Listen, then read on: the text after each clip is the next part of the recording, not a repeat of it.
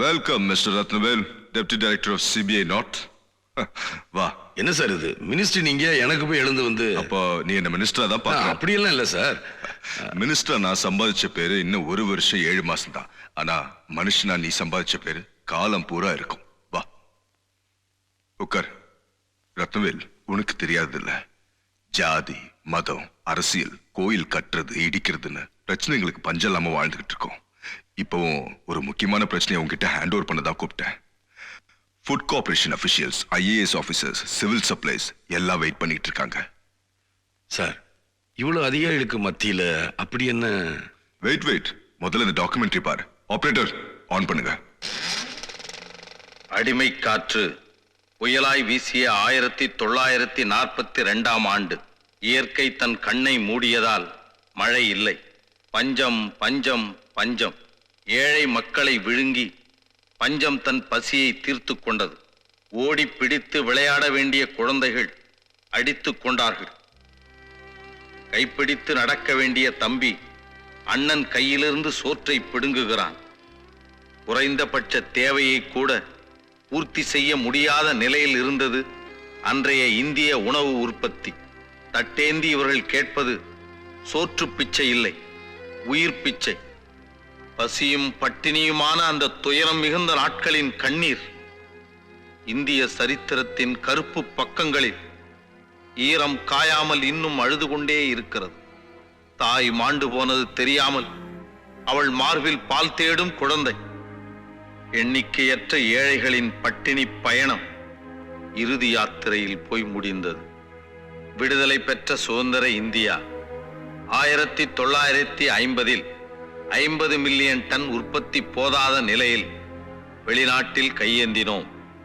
கேள்விக்குறியாகவே இருந்த மழைக்கு தீர்வு கண்டார்கள். பூமியிலிருந்தே மழை பெய்தது. விமானத்திலிருந்து உரங்கள் தூவப்பட்டன. பசுமை புரட்சி. உணவு கிடங்குகள் அரிசி மூட்டைகளால் நிறைந்தன. ஆனால் ஏழைகளின் வயிறு நிரம்பவே இல்லை. இல்லாமையால் பட்டினி கிடந்தது போக மூட்டை மூட்டையாக இருந்தும் இப்போது இல்லாமை. இதற்கு காரணம் பதுக்கல்காரர்கள், கடத்தல்காரர்கள். 2001 ஒருவேளை கஞ்சிக்கு கூட வழி இல்லாத ஒரிசா மக்களுக்கு மாங்குட்டைகள் தான் உணவு. அந்த மாங்குட்டைகளால் தினம் மாண்டு போகிறார்கள் மக்கள். பசியை போக்க வேறு வழி இல்லாததனால் ஏழைகளின் இந்த அவலம் இன்றும் தொடர்கிறது. இது என்று முடியும்? Mr. Shakti, explain the present situation. Yes, sir. நம்ம மத்திய அரசோட மொத்த உணவு கையிருப்பும் கோடிக்கணக்கான டன் கணக்குல இந்த குடோன்ல தான் இருக்கு. இது இந்த பாதை வழியா போனாக்கா மாநில அரசுக்கும் நேரடியா ஜனங்களுக்கும் போய் சேர்ந்துட்டு பாக்கி இருக்கிறது குடோனுக்கே வந்துடுறது. ஆனா இங்க நடக்கிறது என்னன்னா, இங்கிருந்து புறப்படுற உணவு டைவர்ட் ஆகி 31% பிளாக் மார்க்கெட்ல பதுக்கி வைக்கப்படுறது. அதான் துயரமே. என்ன சொல்ற ரத்னவேல்? நான் என்ன சொல்றது? அதான் எல்லாம் படம் போட்டு காட்டிட்டீங்களே. இதுல போடாத படம் நிறைய இருக்கு. அவ்வளவும் பட்டினிச்சாவு. ஒரு மனுஷன் எந்த மூலையில செத்தாலும் அத விதின்னு ஒரே வார்த்தையில சொல்லி முடிச்சிடலாம். ஆனா அரை வயிறு கால் வயிறுன்னு பட்டினி கிடந்து சாகுறான் பாருங்க, அதை மட்டும் விதின்னு சொல்ல முடியாது. ஏழைங்க கஷ்டப்படுறதே ராத்திரி ஒரு வேளையாவது சுடுசோறு சாப்பிடணுங்கிறக்காத்தான். அதுவே கஷ்டம்னா அது நிச்சயம் கடவுள் எழுதின விதி இல்ல, ஏழைங்க வாழ்க்கைய சுரண்டவன் எழுதின விதி. அவங்களதான் அடையாளம் தெரியலையே. என்ன சார் அடையாளம்? பணத்துக்கு ஆசைப்பட்டு அரிசியை பதுக்கிறவனும் இருக்கிற ஒருத்தனை சாகடிச்சிட்டு இல்லாத 9 பேர்ல டூப்ளிகேட் ரேஷன் கார்டை ரெடி பண்ணி சராசரியா கிடைக்க வேண்டிய 15 கிலோ அரிசியை கிடைக்க விடாம பண்றவன் தான் சார். மேலோட்டமா பார்த்தா வெறும் அரிசியை மட்டும்தான் கடத்துறாங்கன்னு தோணும். நம்ம நாட்டுல தேவைக்கு அதிகமா விளைஞ்சும் 250 கோடிக்கு வெளிநாட்டுல உணவு கடன் வாங்கியிருக்கோம் 1984. இதெல்லாம் யாரால சார்? இவனுக்கு அரிசி கடத்துறதுனால. நம்ம நாட்டுல இன்னைக்கு உணவு உற்பத்தி 200 மில்லியன் டன். அதுல 200 டன்னாவது ஏழைங்களுக்கு போய் சேருதா? இல்ல. அரசியல்வாதிகளை அதிகாரிகளையும் கைக்குள்ள போட்டுக்கிட்டு நல்ல அரிசிய புழுத்த அரிசின்னு சொல்லி குறைஞ்ச விலைக்கு வாங்கிக்கிட்டு உண்மையிலேயே புழுத்து போன அரிசிய நல்ல விலைக்கு அரசாங்கத்துக்கிட்டே வித்துறாங்க. ஓட்டு போட்டதுக்கு ஏழைங்க அனுபவிக்கிற ஒரே உரிமை குறைஞ்ச வழியில கிடைக்கிற அரிசி. வெறும் பையோட ரேஷனுக்கு போனவன் அந்த அரிசி கூட கிடைக்காம வெறும் மனசோட திரும்புறான். ஏழைங்க வீட்டுல எப்பவும் நிரந்தரமா எரிஞ்சுக்கிட்டு இருக்கிறது வயிறு ஒண்ணுதான். இதுக்கு என்ன பண்றது ரத்னவேல்? தண்டனை கொடுக்கணும். பெத்தவ கூட தாய்ப்பால் ஒரு வயசு வரைக்கும் தான் கொடுப்பா. ஆனா இந்த பூமி அரிசிங்கிற தாய்ப்பால் ஆயுசு முழுக்க கொடுத்துக்கிட்டே இருப்பா. அந்த தாய்ப்பால் ஜனங்களுக்கு கிடைக்க விடாம தடுக்கிறவங்கள மன்னிக்கவே கூடாது. You absolutely right Rathnavel. நீ சொல்றவனுங்கெல்லாம் ஒவ்வொரு ஸ்டேட்டோட ஹெட் குவார்ட்டர்ஸ்ல இருந்து இதை செஞ்சுக்கிட்டு இருக்காங்க. அவங்கள பத்தின டீடைல்ஸ் எல்லாம் கலெக்ட் பண்ண சொல்லியிருக்கேன். இந்தியாவுடைய மேஜர் கல்டிவேஷன் பஞ்சாப்ல தான். இந்த உணவு தானியங்களை கடத்துற விஷயம் எல்லாம் அங்க நடக்கிறதுக்கு நிறைய சான்சஸ் இருக்கு. உன்னை சண்டிகாருக்கு டிரான்ஸ்பர் பண்ண ஏற்பாடு பண்ணிருக்கேன். நான் உன்னதான் நம்பி இருக்க ரத்னவேல். ஒரு வகையில இதுவும் ஒரு குருக்ஷேத்திரம் தான். அம்பு மட்டுமே போட தெரிஞ்ச அர்ஜுனன் கிட்டே அதை ஒப்படைக்க முடியாது. உபதேசம் மட்டுமே செய்ய தெரிஞ்ச கண்ணன் கிட்டே இதை ஒப்படைக்க முடியாது. கண்ணனாவும் அர்ஜுனனாவும் இருக்கிற ஒருத்தனாலதான் இந்த போர்ல ஜெயிக்க முடியும். அந்த ஒருத்தன் நீதான். இப்ப போர்ல ஜெயிக்கிறத விட காயம்பட்டவங்களுக்கு மருந்து போடுறதா ரொம்ப முக்கியம் சார். நான் உடனே ஒரிசா கிளம்புறேன். All the best Rathnavel. Thank you sir. Okay.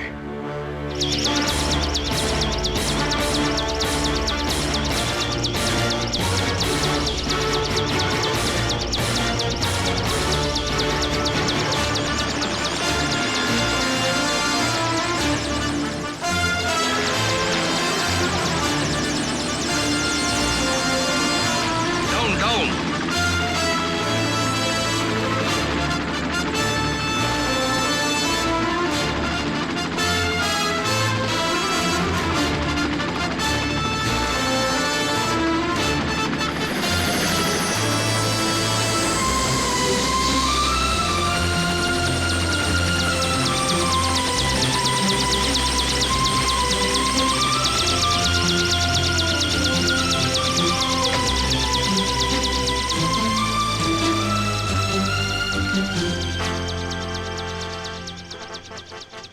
வணக்கம் சார். நான் ஒரிசா தூர்தர்ஷன்ல ஒர்க் பண்றேன். எனக்கு ஒரியா லாங்குவேஜ் தெரியும். நீங்க வரீங்கன்றதுனால என்ன டிரான்ஸ்லேட்டர் அனுப்பி. சரி போலாம். இவங்க யாரையும் உள்ள விட மாட்டாங்க சார். நீங்க மட்டும் வாங்க.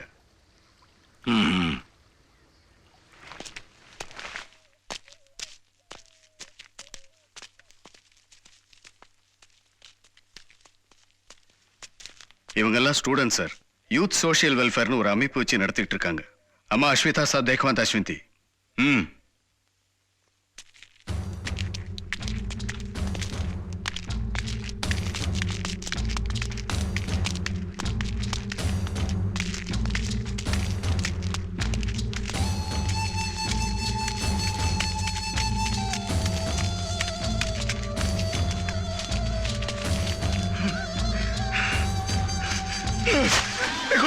देखो सर, देखो तो।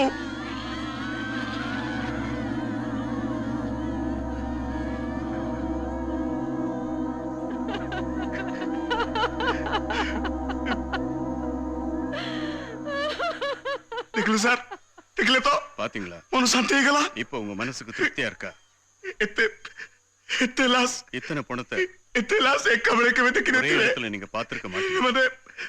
मैंने रोको இந்த बोल रहे அப்பாவி बोल जाती. ஜனங்க मैंने வியாதி வந்து मैंने सुसाइड करी बोल தற்கொலை जाती. பண்ணிக்கிட்டோ சாகல. वो कोई भी करे डॉल भी करे. ஒரு பருக்கு वो சோறு कंजो கூட कहीं पर கிடைக்காம चंदे मैंने. பட்டினி கிடந்து பரிதாபமா அநியாயத்துக்கு செத்து போயிருக்காங்க சார். कोई किसी जैसे पानी में जाऊ करी मुंडे पी दंडे जुतले. आज सब से सही गला. हमर की दरकार नहीं गया. এই দেশের কেতে ধান উৎপাদন হচ্ছে, কেতে চাউল আସୁଛି, আমার কিচ্ছি দরকার नहीं. இந்த நாட்டுல விளையிற உணவு உற்பத்தி கணக்கெல்லாம் எங்களுக்கு வேண்டாம். আমি খালি আপনাকে হাত நாங்க உங்க கவர்மெண்ட்டை கையெடுத்து கும்பிட்டு கேட்டுக்கிறோம். எங்களுக்கு நல்ல அரிசி கூட வேண்டாம். குடோன்ல எலி தின்ன மிச்சம் மீதி அரிசி இருந்தா கூட போதும். இங்க உள்ளவங்க உயிரோட இருப்பாங்க.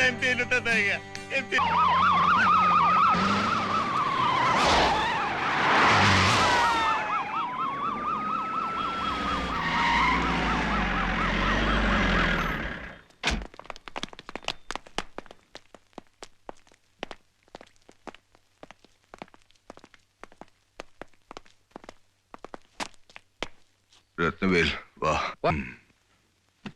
டெல்லியில இருந்து சண்டிகர் புறப்படும் போது எனக்கு உடம்புக்கு முடியல. அப்புறம் ஏன் சார் பேசாம சண்டிகர் ப்ரோக்ராம கேன்சல் பண்ணிருக்கலாமே? திடீர்னு நாம பிரிஞ்சிட்டோமோன்னு தோணுச்சு. அதான் உடனே கிளம்பி வந்துட்டேன். வெறும் 250 கிலோமீட்டர் நம்மள பிரிச்சிட போகுது. நீங்க எல்லாம் போங்க. எனக்கு மனசே விட்டு போச்சு நீ ஒரிசால இருந்து போன் பண்ணும்போது. கவர்மெண்ட்ன்றது ஜனங்களுக்கு தான், ஆனா பிராக்டிக்கலா எங்க நடக்குது? இன்னைக்கு பேப்பர் படிச்சியா? பசியால் ஒரு குடும்பமே தற்கொலை. நான் என்ன சொல்றது? ஒருத்தன் பட்னி கிடந்து சாகுறானா என்ன அர்த்தம்? அவன் சாப்பாட்டையும் சேர்த்து இன்னொருத்தன் சாப்பிட்றான். இதுக்கெல்லாம் என்ன சார் காரணம்? அப்பாவி ஜனங்க யார் மூலமாவது நமக்கு நல்லது நடந்துராதான்னு யாரு வந்து கேட்டாலும் ஓட்டு போட்டு ஜெயிக்க வச்சிடறாங்க. ஜனங்க வச்ச கருப்பு புள்ளியால தான் நாம பெரும்புள்ளி ஆனங்கிறத அரசியல்வாதிக மறந்துடுறாங்க. ஏழைங்களோட வயலுக்கு தண்ணி பாயுதோ இல்லையோ, பணக்காரங்க அரசியல்வாதி வீட்டுல இருக்கிற ஸ்விம்மிங் பூலுக்கு தண்ணி பாஞ்சுக்கிட்டு தான் இருக்கு. ஜனங்கள் 5 வருஷத்துக்கு ஒரு தடவை திரும்ப திரும்ப ஏமாந்துக்கிட்டு இருக்காங்க. நீ சொல்றத நான் ஒத்துக்கிறேன். ஜனங்களுடைய வரி பணத்தை அரசியல்வாதிங்க தான் அனுபவிக்கிறாங்க. இதுக்கெல்லாம் என்னைக்குதான் முடிவு வருமோ? Excuse me, sir. Call from Chennai. Hello, Rathnavel speaking. கொஞ்சம் இருங்க சார். சார் மிஸ்டர் ரத்னவேல் லைன்ல இருக்காரு. ஐ சி. ஹலோ மிஸ்டர் ரத்னவேல், வணக்கம். வணக்கம், சொல்லுங்க. நான் கமிஷனர் தர்மராஜ் பேசுறேன். எப்படி இருக்கீங்க? நல்லா இருக்கேன். எங்க உங்களை பிடிக்கவே முடியல. போன் பண்ணா ஒரிசா போயிருக்கிறதா சொன்னாங்க. ஆமா. நல்ல வேளை கிடைச்சிட்டீங்க. உங்ககிட்ட ஒரு ஹெல்ப் கேட்க தான் போன் பண்ணேன். Tell me. இங்க ஒரு கொலைகாரன் தப்பிச்சு சண்டிகருக்கு வந்திருக்கான். அவனுடைய ஏம் இன்னொரு பிக் பர்சனாலிட்டியா கொலை பண்றது. நீங்க தான் அவனை கொஞ்சம் பிடிச்சு கொடுக்கணும். ஓகே, எல்லா டீடைல்ஸையும் சண்டிகர் போலீஸ் ஹெட் குவார்ட்டர்ஸ்க்கு அனுப்பி வைங்க. Okay, I will send all the details. Thank you. Sir, எனக்கு ஒரு அவசரமான வேலை இருக்கு, நாளைக்கு வந்து பார்க்கறேன். கடைசி வரைக்கும் உங்ககிட்ட நிம்மதியா பேசவே முடியல. சரி, நீ என்ன செய்வ? போயிட்டு வா. Yes, I've got the complete details. Okay.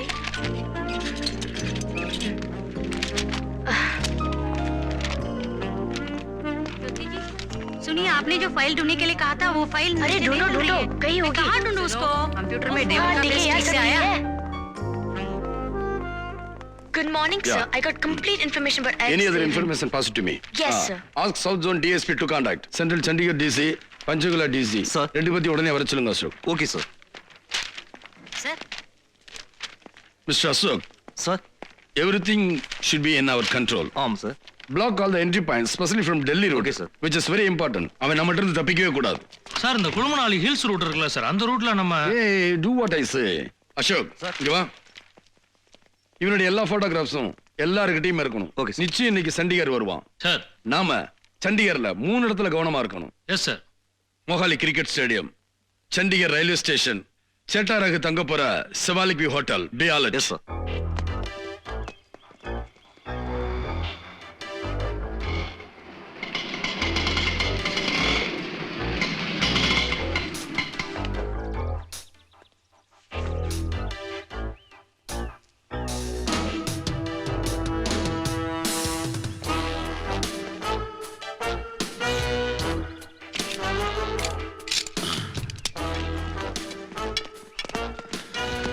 Hey, Mark, come down. Hey, wait. I'll take you to the hotel. Yes, Come on, take me to. come. Gosh, yes. There's problem in the pitch. Very difficult. You should practice more. Hey, gentlemen, reach the reception. Thank you. Very hard pitch. That's all right. Excuse. Excuse me, Yes, please. May I help you? my friend Chetaragu from Chennai. Yes. He's in which room? Yes, he's staying with us. 401. 401. Yeah. Thank you. You're most welcome. Okay, I'll take you there.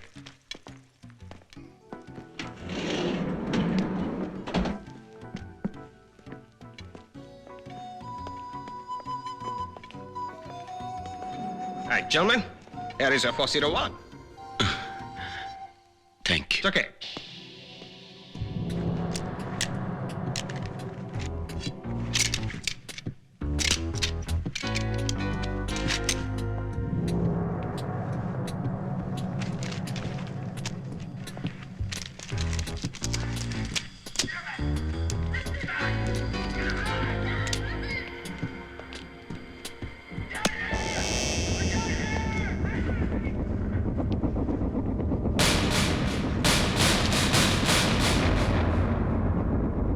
Welcome mister Alex தேவன். Chandigarh police சார்பா உன்னை வரவேற்கிறேன். சந்தேகம் வேண்டாம், இது hotel Shivalik view தான். Room நம்பரும் 401 தான். இப்ப புரிஞ்சிருக்குமே நான் யாருன்னு. உனக்கு இன்னொரு அதிர்ச்சியும் சொல்றேன். நீ தேடி வந்த சேட்டா ரகுவை நான் சிம்லாவுக்கு அனுப்ப சொல்லிட்டேன். சேட்டா ரகு எனக்கு தெரியாது, ஆனா உன்னை பத்தின முழு விவரம் எனக்கு தெரியும். நான் நினைச்சிருந்தா சண்டிகர் ரயில்வே ஸ்டேஷன்ல உன்னை பிடிச்சிருப்பேன். தமிழ்நாட்டோட மானம் பஞ்சாப்ல போயிடக்கூடாதுன்னு அங்க பிடிக்கல. அவ்வளவே லாபில குருட மாதிரி நடிச்சியே, அங்கேயும் உன்னை பிடிச்சிருப்பேன். ஆஸ்திரேலியாக்காரங்க முன்னாடி இந்தியாவோட மானம் போகக்கூடாதுன்னு தான் உன்னை பிடிக்கல. முட்டைப்பட்டா உன்னை பிடிக்க முடியாதா? 1000 முட்டைகளுக்கு மத்தியில் நீ திருப்பதில இருந்தா கூட உன்னை நான் கண்டுபிடிச்சிருவேன். மரியாதையா சரணடைஞ்சிரு.